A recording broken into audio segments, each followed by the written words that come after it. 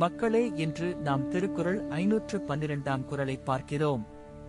இது திருக்குறளின் பொருட்பால் பகுதியில் உள்ள அரசியல் என்னும் இயலில் இடம்பெற்றுள்ள தெரிந்துவினையாடல் அதிகாரத்தின் 2 குறள்.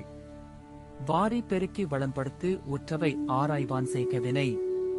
திருவள்ளுவர் இங்கே அறிவுரையை தெளிவாக கூறியுள்ளார்.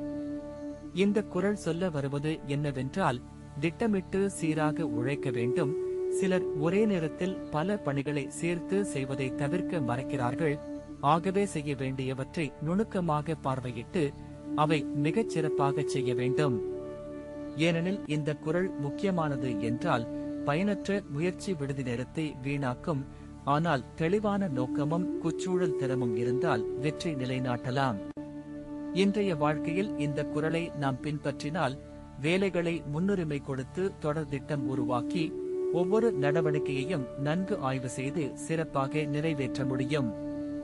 அதனால் நம் தனிப்பட்ட இலக்குகளும் தொழில் வளர்ச்சியும் நிலையான உயர்வை அடையும்.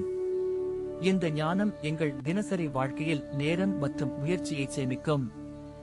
வாரி பெருக்கி வளம்படுத்து உற்றவை ஆராய்வான் செய்க வினை. அடுத்த குறளில் மீண்டும் சந்திப்போம்.